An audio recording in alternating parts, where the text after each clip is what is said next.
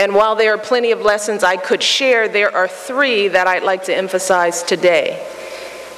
The first, no matter what struggles or setbacks you face in your life, focus on what you have, not on what you're missing. My dad taught us this lesson every day by how he lived his life. My dad was diagnosed with multiple sclerosis when my brother and I were still very young. And as he got sicker, it got harder for him to walk. And it took him longer to dress himself in the morning. My dad had been an athlete all of his life. He was a boxer and a swimmer in high school. So it must have been hard for him to feel his body declining, to go from being an active, vibrant young man to barely being able to make it up the stairs. But if he was in pain, if he was at all disappointed with his fate, he never let on.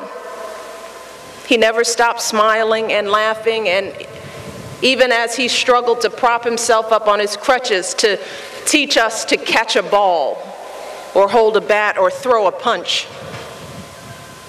No matter how bad he was feeling, he hardly ever missed a day of work because he was determined to be our family's provider and to give me and Craig the kind of opportunities he'd never dreamed of for himself.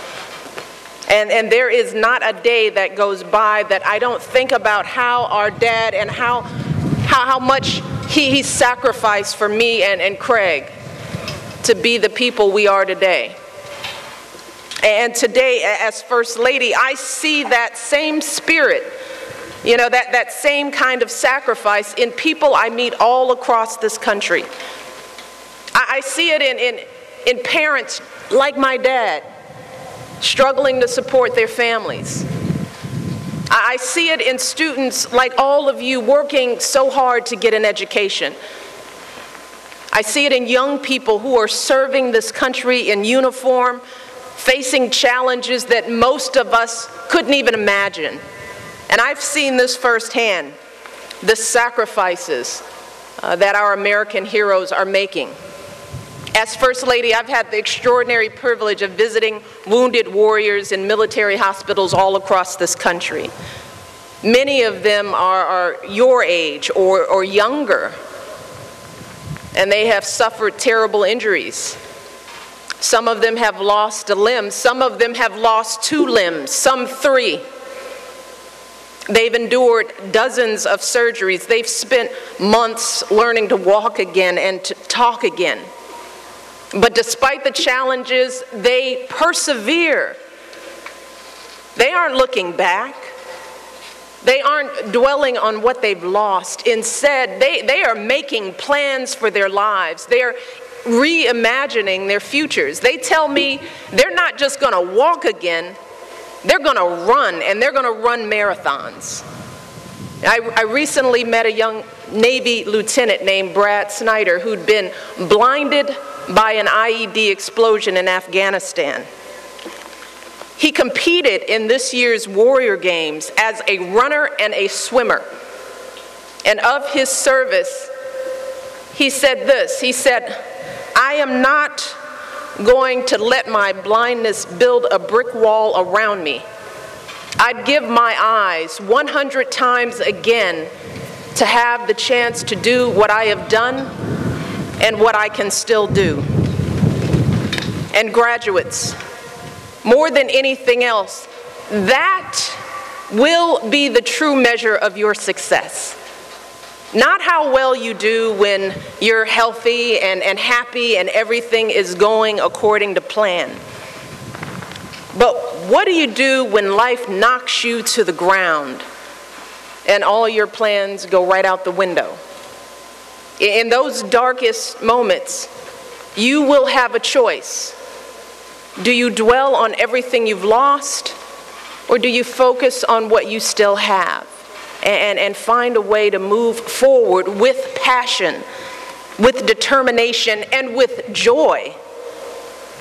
And I know that many of you in this graduating class have already faced this choice in your own lives. Tonga shared with us today, but there's also one of today's graduates, Vanessa Vasquez.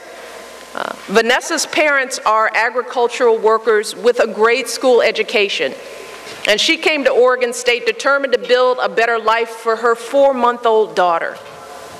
In addition to being a single mom, she's juggled a full course load and a part-time job. But it all paid off, and today she's receiving her degree in construction, engineering, and management. Her advice, yes, indeed. Her advice to other young people is very simple. She says, with hard work and dedication, anything is possible. And then there's another member of the class of 2012, Nicholas Sitz, who is earning his degree in chemical engineering. I understand that as a member of OSU's solar vehicle team, Nicholas spent 2 years painstakingly building a solar car. But when he took it out for a test drive last summer, it caught fire and exploded. And Nicholas sustained 2nd and 3rd degree burns on his arm, face, and leg. But instead of throwing in the towel, within a month, the team was back at work building another, hopefully less explosive car.